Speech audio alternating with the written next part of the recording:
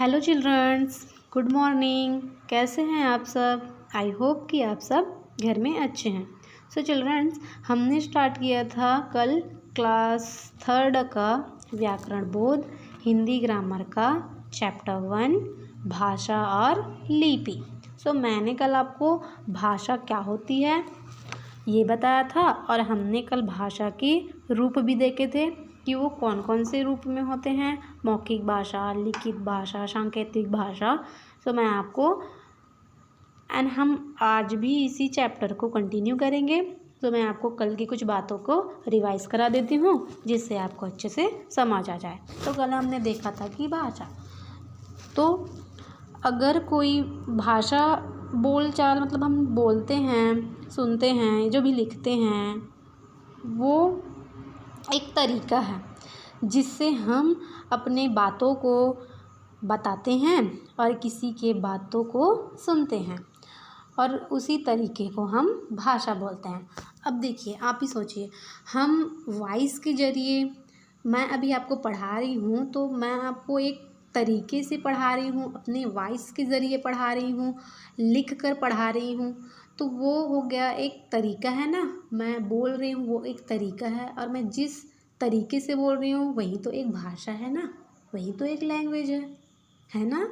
Okay, सो आपको समझ आ गया होगा एंड हम आज स्टार्ट करेंगे अपना टॉपिक। तो कल मैंने आपको बताया था कि मौखिक भाषा, लिखित भाषा और सांकेतिक भाषा क्या होती है। सो आज हम इसी को अच्छे से पढ़ेंगे।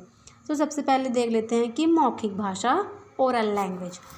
हम जो भी बोलते हैं, सुनते हैं, जो भी हम बोल कर बताते हैं ना किसी को, वो हो जाता है मौखिक भाषा, ओरल लैंग्वेज। जैसे कि आप लोगों का ओरल एग्ज़ाम होता है ना, तो आप उसमें लिखते तो नहीं हो ना, वो आप लिखोगे ना, वो हो जाएगा आपका लिखित भाषा।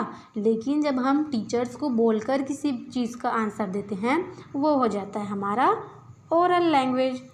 ओके, सो हम इसे एक बार रीड कर लेते हैं मौखिक भाषा को। हम जो कुछ बोलते हैं या सुनते हैं उसे मौखिक भाषा कहते हैं।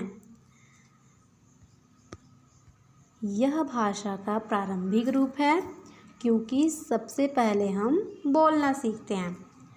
तो देखिए, यहाँ पर भी बोला गया है कि हम जो कुछ बोलते हैं या फिर सुनते हैं या फिर उसे ही हम ओरल लैंग्वेज कहते हैं, मौखिक भाषा कहते हैं। और यह भाषा का प्रारंभिक रूप है। इट मीन्स ये जो ओरल भाषा है ना, ये जो ओरल लैंग्वेज है, ये जो मौखिक भाषा है, वो लैंग्वेज की पहली रूप होती है।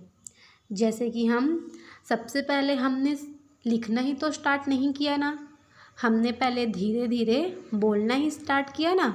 हम छोटे थे, हम सीधा खड़े तो नहीं हुए, हमने धीरे धीरे चलना सीखा।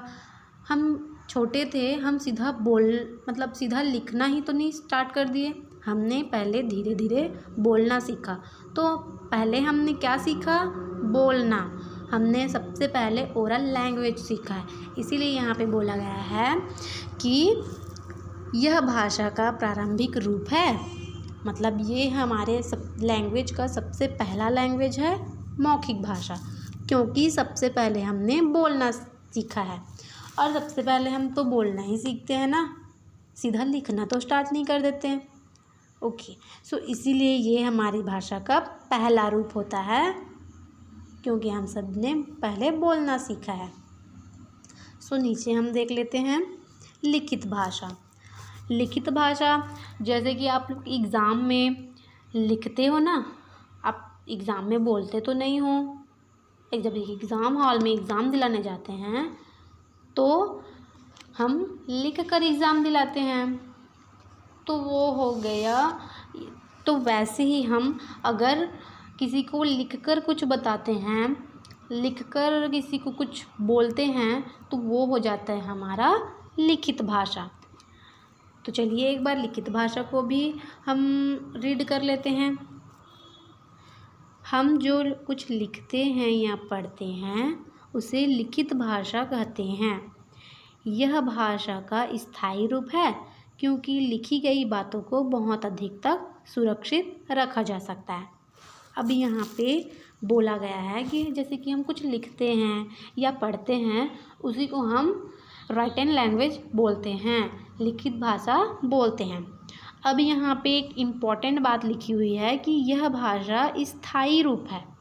अब स्थायी का मतलब क्या होता है? जो जैसा रहता है ना वैसी ही बना रहता है।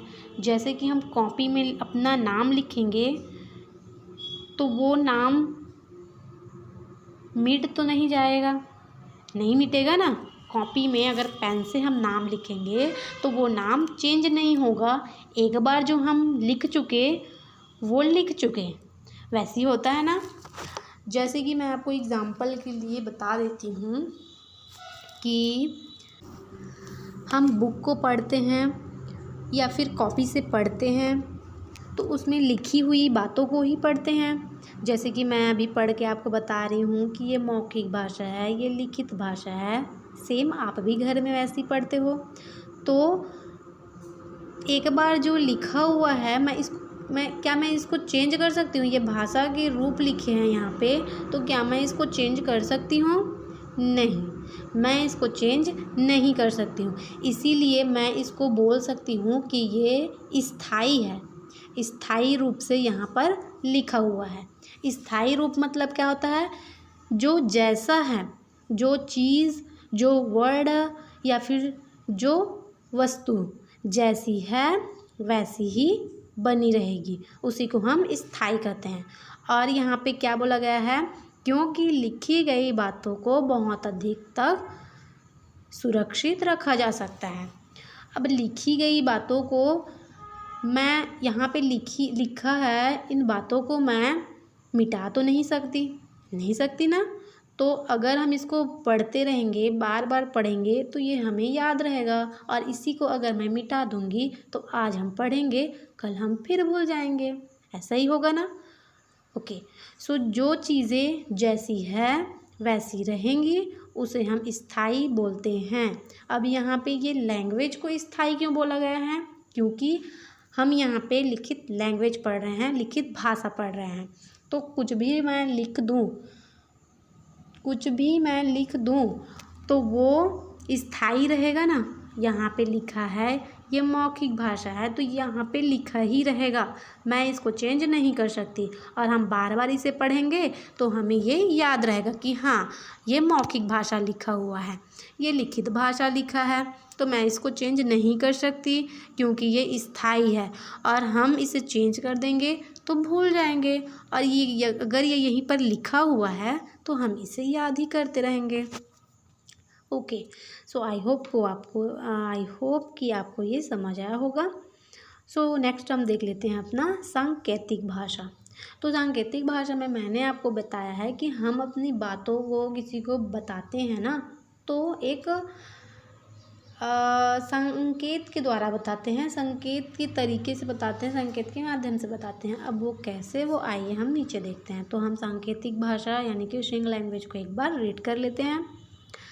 जब हम अपने मन के भाव व विचार संकेतों द्वारा प्रकट करते हैं तो उसे सांकेतिक भाषा कहते हैं। जब हम अपनी बातों को किसी को बोलते हैं संकेत के माध्यम